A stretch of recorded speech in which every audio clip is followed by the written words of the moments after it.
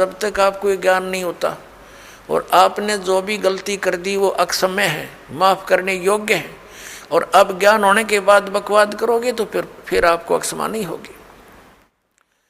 जैसे बच्चा अबोध होता है, छोटा सा बालक होता है, पालने में झूल रहा है और उसने टट्टी पेशाब दोनों कर दिए और सब कपड़े भी खराब कर लिए, हाथ पैर भी ऐसे खराब कर लिए।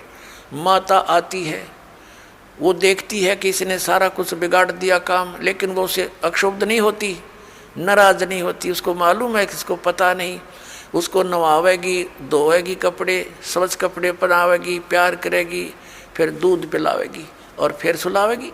और जब वो बच्चा बड़ा हो जा और वो कितने कपड़ा में बैठ कर टट्टी कर दे, उसका दूध रहेगी दड़ाक और बाहर पटकेगी, हन्नू कहेगी ला दो गई ना अपने आप। तो ऐसे पुण्यात्माओं, जब तक हम अबोध हैं, हमें ये ज्ञान प्राप्त नहीं हुआ, तब तक तो हम ऐसे थे, गलती करके हम अपने पापों से सने पड़े हैं। तो ये परमात्मा कबीर जी दयालु हैं, ये अपने बच्चों को धोएंगे। इन पाप नाशक दवाई है मालिक के पास, इनके पास एक मंत्र है जो दास आपको देगा, आपके सभी पापों का नाश कर देंगे, आपके प्रारब्ध के पापों का भी नाश करेंगे, आपके संचित पापों का भी नाश इस मंत्र से होगा। जैसे फसल में पहले खरपतवार हो जाता था तो उसका कोई विकल्प नहीं था, कुछ एक तो कसोले कस्सी से उसको थोड़ा बहुत खुरच देते थे, वो फिर भी हो जाता था। जब फसल बड़ी हो जाती थी तो उसका कोई विकल्प नहीं था, वो साथ ही पला करता था फसल के। अब एक ऐसी मेडिसिन खोज होगी है कि उसको फसल में डाल दिया जाता है तो वो खरपतवार का नाश कर देती है, फसल को हानि नहीं करती।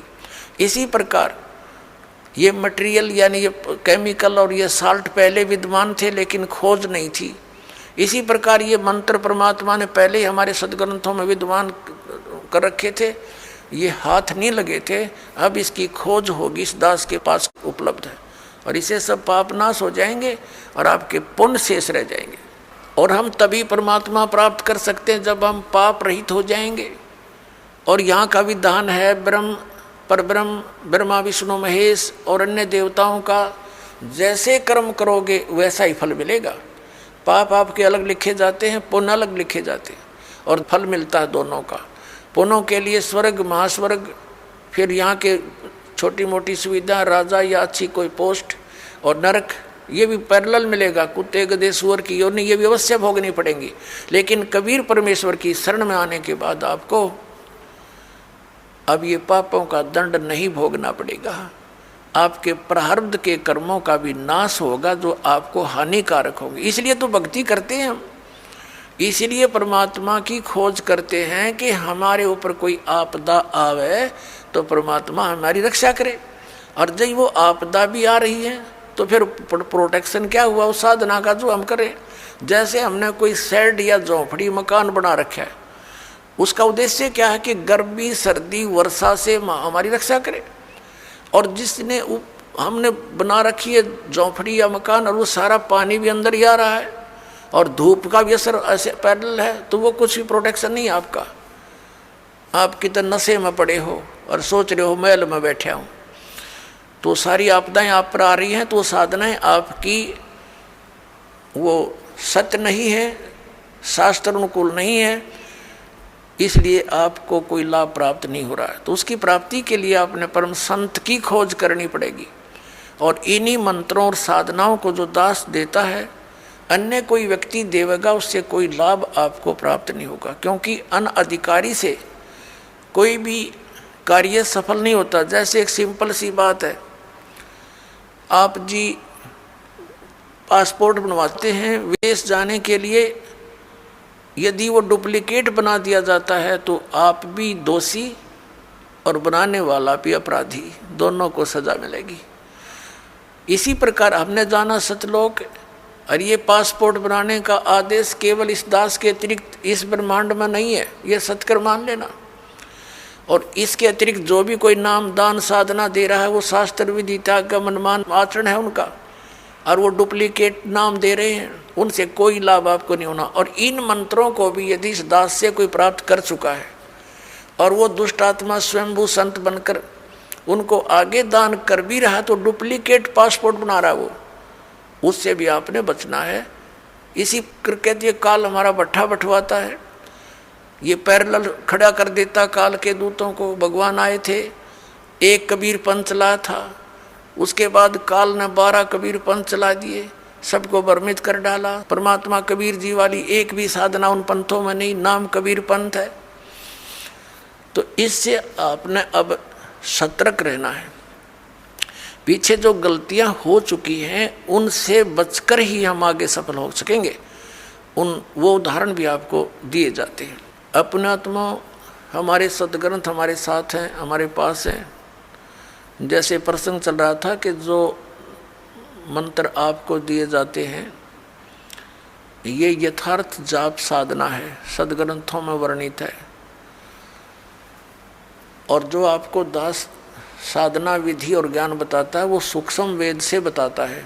तत्व ज्ञान रूपी 5वां वेद जो है, जो सच्चिदानंद घन ब्रह्म की वाणी में वर्णित है, उसके आधार से आपको ज्ञान देता है। तो उसके अंदर कंप्लीट ट्रीटमेंट है, यो पूरा कोर्स है। जैसे आप जी ने पवित्र हिंदू धर्म के धर्मी पुरुषों ने, भक्तों ने, बहनों ने पुराणों को खूब पढ़ा है, श्रीमद् भगवद गीता को भी पढ़ा है। श्रीमद् भगवद गीता में केवल एक मंत्र है, ओम, 8वें अध्याय के 13वें श्लोक में, वो ब्रह्म का मंत्र है।